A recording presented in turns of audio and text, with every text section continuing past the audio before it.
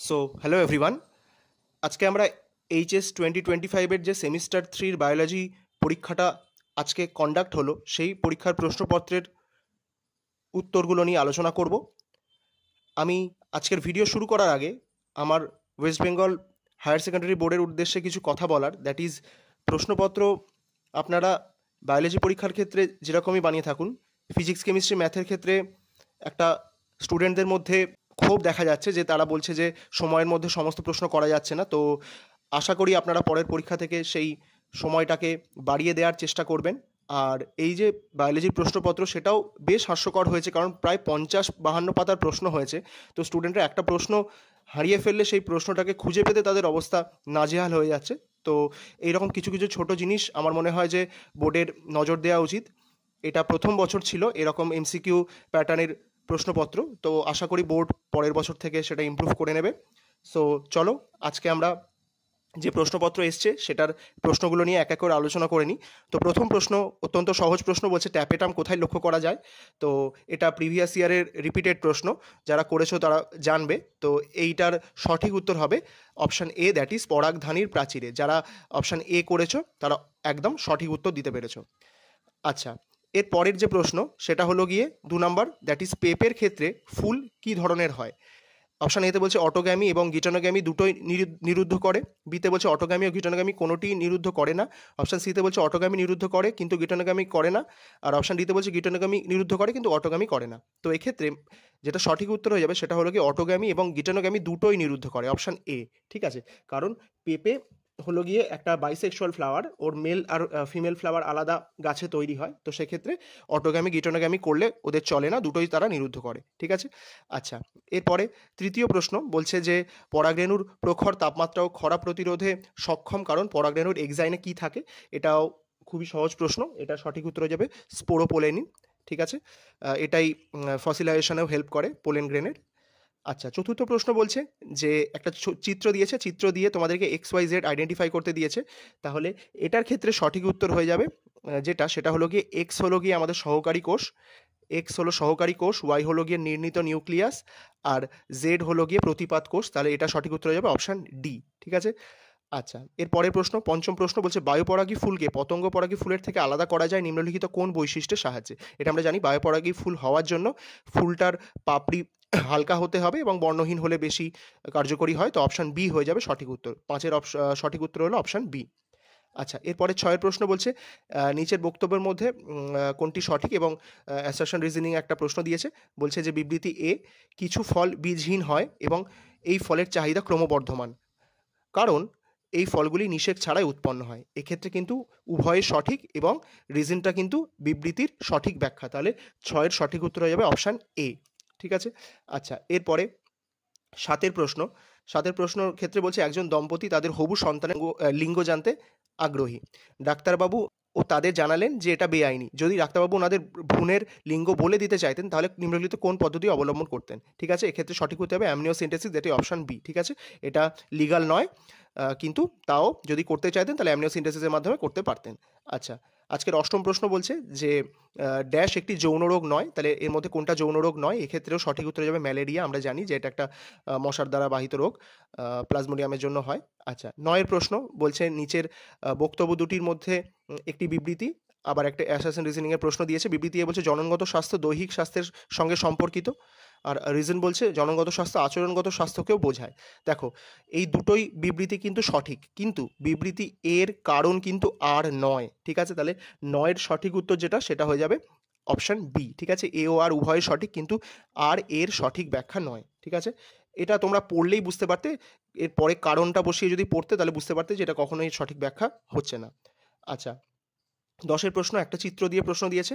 একদম এই চিত্রটা যখন স্পারমাটোজেনেসিস পড়া হয় তার যে হরমোনাল কন্ট্রোল, সেক্ষেত্রে এই চিত্রটা সবসময় স্যারেরা ব্যবহার করে থাকেন। তো এক্ষেত্রে আইডেন্টিফাই করতে দিয়েছে তোমাদের 1, 2 আর 3, তিনটে জিনিস আইডেন্টিফাই করতে দিয়েছে। দেখো, আমরা জানি যে লেডিক থেকে টেস্টোস্টেরন হরমোন খরিত হয়, তো 3টা অবশ্যই টেস্টোস্টেরন হবে।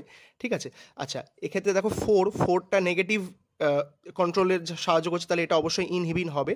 তাহলে 1টা হয়ে যাবে জিএনআরএইচ আর 2টা হয়ে যাবে এফএসএইচ। তাহলে এটার ক্ষেত্রে সঠিক উত্তর হয়ে যাবে অপশান ডি। ঠিক আছে, 1 জিএনআরএইচ, 2 এফএসএইচ, 3 টেস্টোস্টেরন আর 4 হলো ইনহিবিন। ঠিক আছে। আচ্ছা, এর পরের প্রশ্নে চলে যাচ্ছি। 11তম প্রশ্ন বলছে, রজচক্রের সময় পর্যায়ক্রমিক দশাগুলির সঠিক ক্রম নির্বাচন করো। মেনস্ট্রুয়াল সাইকেলের কোন কোন স্টেজটা কার পরে হয় সেটা আইডেন্টিফাই করতে দিয়েছে। তাহলে এক্ষেত্রে যেটা সঠিক উত্তর সেটা হয়ে যাবে অপশান সি, প্রথম রজস্রাবীয় দশা বা মেনস্ট্রুয়াল ফেজ, তারপরে ডিম্বথলীয় দশা, তারপর ডিম্ব নিঃসরণ হয়, ওভিউলেশন, এবং ফাইনালি তারপরে লিউটিয়াল দশা হয় এবং এটা চক্রাকারে আবর্তিত হয়। আচ্ছা, 12 প্রশ্নটা বলছে, নিচের বাক্য দুটি সত্য মিথ্যা যাচাই করতে দিয়েছে। স্তন গ্রন্থি থেকে দুগ্ধ নিঃসরণ প্রক্রিয়া হলো ল্যাকটেশন। এটা একদম ঠিক আছে। দেখো, এই প্রশ্নটা একটু ট্রিকি প্রশ্ন দিয়েছে, কারণ ল্যাকটেশনের মধ্যে আমরা দুগ্ধ উৎপাদন এবং দুগ্ধ নিঃসরণ দুটোকেই বুঝি। ঠিক আছে, এবার অক্সিটোসিন হরমোনের সাহায্যে ল্যাকটেশন ঘটে।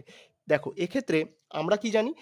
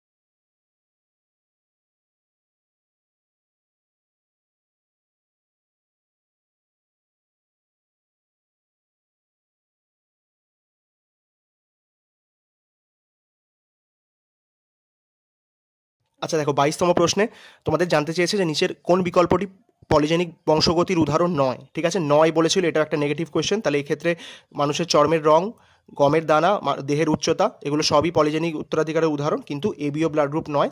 তাহলে সঠিক উত্তর হয়ে যাবে অপশান বি। ঠিক আছে, এটা কিন্তু নেগেটিভ কোয়েশ্চেন ছিল, যারা দেখোনি তাদের ভুল হতে পারে। আচ্ছা, এরপরে একটা বক্তব্য দিয়েছে, প্যাসেজ দিয়েছে অ্যাকচুয়ালি। তো 23 থেকে 26তম প্রশ্ন এই প্যাসেজটা থেকে উত্তর হবে। এটা গ্রিফিথের পরীক্ষা, তোমরা সবাই পড়েছো, জেনেটিক্সের চ্যাপ্টারে রয়েছে। তো আমরা ডাইরেক্ট প্রশ্নে চলে যাচ্ছি, আমরা পড়ছি না বক্তব্যটা। তো বলছে যে উপরোক্ত পরীক্ষায় কোন প্রক্রিয়াটি পর্যবেক্ষণ করা যায়। তাহলে আমরা জানি যে গ্রিফিথের পরীক্ষার আরেকটা নাম হলো গিয়ে ব্যাকটেরিয়াল ট্রান্সফরমেশন এক্সপেরিমেন্ট। তাহলে এই ক্ষেত্রে সঠিক উত্তর হয়ে যাবে অপশন বি, 23-এরটা। ঠিক আছে।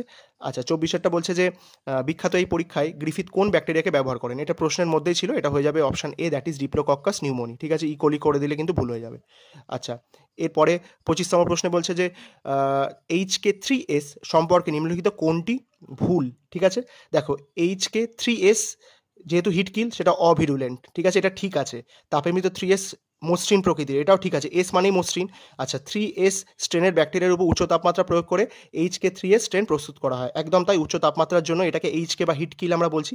তাহলে এটাও ঠিক আছে। তাহলে কোন বক্তব্যটা ভুল, দেখো অপশন এতে বলছে তাপে মৃত 3S অমসৃণ প্রকৃতির। কেন অমসৃণ হবে, এস মানে তো স্মুথ, তাই না? তাহলে এই বক্তব্যটা ভুল।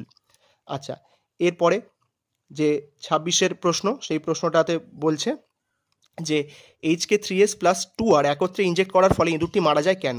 অপশন এতে বলছে 3S অপরিবর্তিত থাকে, অপশন বিতে বলছে 2R অভিরুলেন্ট থাকে, অপশন সি অভিরুলেন্ট 2R পরিবর্তিত হয়ে টাইপ 3S এ পরিণত হয়। তাহলে এটা সঠিক উত্তর হয়ে যাবে অপশন সি। ঠিক আছে, অপশন ডি কিন্তু হবে না, এখানে অভিরুলেন্ট 2Rটাই পরিবর্তিত হয়ে যায় 3S এ। ঠিক আছে। আচ্ছা, এরপরে আমরা চলে যাচ্ছি 27তম প্রশ্নে। বলছে যে ইকোলির প্রতিলিপিকরণের সম্পর্কে নিচে দেওয়া কোন বক্তব্যটি সঠিক। দেখো ইকোলির যে রেপ্লিকেশন, সেক্ষেত্রে ডিএনএ নির্ভর ডিএনএ পলিমারেজ কাজ করে এবং সেটা 5' to 3' অভিমুখে কাজ করে। তাহলে সঠিক উত্তর হয়ে যাবে অপশন এ, 27-এরটা। ঠিক আছে, এরপরে চলে যাচ্ছি 28-এর প্রশ্ন। বলছে যে প্রোটিন ডিএনএ রেপ্লিকেশনের সময় খুলে যাওয়া একতন্ত্রী ডিএনএকে পুনরায় জুড়ে যেতে বাধা দেয়। দেখো প্রোটিন বলে দিয়েছে, আমরা জানি যে সিঙ্গেল সেল বাইন্ডিং প্রোটিন থাকে, এসএসবি। তাহলে সঠিক উত্তর হয়ে যাবে option C, that is SSB বা সিঙ্গেল সেল বাইন্ডিং প্রোটিন। ঠিক আছে। আচ্ছা, 29-এর প্রশ্ন বলছে নিচের কোন বক্তব্যটি সত্য মিথ্যা সেটা যাচাই করতে দিয়েছে। ফার্স্ট স্টেটমেন্টে বলছে আরএনএ ভাইরাসে জেনেটিক আরএনএ বর্তমান, আর সেকেন্ড স্টেটমেন্টে বলছে এমআরএনএ হলো নন জেনেটিক আরএনএ। তাহলে 29-এর সঠিক উত্তর হয়ে যাবে উভয় বাক্যই সত্য। ঠিক আছে, আরএনএ ভাইরাসে জেনেটিক আরএনএ থাকে, একদম, এটাকে আরএনএ ভাইরাস বলছি। আর এমআরএনএকে কিন্তু আমরা নন জেনেটিক আরএনএ বলি, কারণ এটা কোনো রকম কোনো জিন বহন করে না, এটা ডিএনএ থেকে যখন আরএনএ তৈরি হয় তখন ডিএনএ সংকেত বহন করে। ঠিক আছে। আচ্ছা, এরপরে আমরা চলে যাচ্ছি 30তম প্রশ্নে। বলছে ইকোলিতে ল্যাক অপেরন সক্রিয় হয় কখন। তো আমরা জানি যে যখন ল্যাকটোজ উপস্থিত থাকে এবং সেই ল্যাকটোজটা রিপ্রেসারের সাথে যুক্ত হয়ে যায়, তখনই কিন্তু অপেরনটা অ্যাক্টিভ হয় বা অপেরনটা সুইচ অন হয়। তাহলে এটা সঠিক উত্তর হয়ে যাবে অপশান এ। ঠিক আছে। আচ্ছা, 31-এর প্রশ্ন বলছে যে ডিঅক্সি রাইবোনিউক্লিওসাইড ট্রাইফসফেট, ঠিক আছে, কোন দ্বৈত উদ্দেশ্য পালন করে। এর একটা ডুয়েল পারপাস রয়েছে, কোন দুটো ডুয়েল পারপাস এটা পালন করে। তাহলে এটা মাথায় রাখবে, যেটা সাবস্ট্রেট হিসেবে কাজ করে, কারণ এটা তো উৎসেচক নয়, এটা তোমরা এলিমিনেট করতে পারতে। আর এটা পলিমারাইজেশনের জন্য প্রয়োজনীয় শক্তি প্রদান করে। তাহলে এক্ষেত্রে সঠিক উত্তর হয়ে যাবে অপশান ডি, দ্যাট ইজ 1 নম্বর এবং 3 নম্বর স্টেটমেন্টটা সঠিক। আচ্ছা, এরপরে 32-এর প্রশ্ন, এটাও আমি লাস্ট যে ভিডিওটা করেছিলাম সেখানে HW দিয়েছিলাম। ডিএনএ এবং হিস্টোনের মোট বৈদ্যুতিক চার্জ হলো। দেখো ডিএনএ আমরা জানি যে নেগেটিভলি চার্জ, আর হিস্টোন আমরা জানি পজিটিভলি চার্জ। তাহলে প্রথমটি ঋণাত্মক এবং পরেরটি ধনাত্মক, অপশান সি হয়ে যাবে সঠিক উত্তর। আচ্ছা, এর পরের যে প্রশ্নটা 33তম প্রশ্ন, 33তম প্রশ্নে বলছে বিবর্তনের জীবাশ্ম সম্পর্কিত প্রমাণগুলি নিম্নলিখিত কোন বিষয়টি সূচিত করে।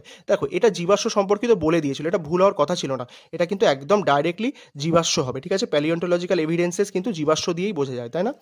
আচ্ছা, তাহলে এই 33-এর সঠিক উত্তর হয়ে যাবে অপশান সি।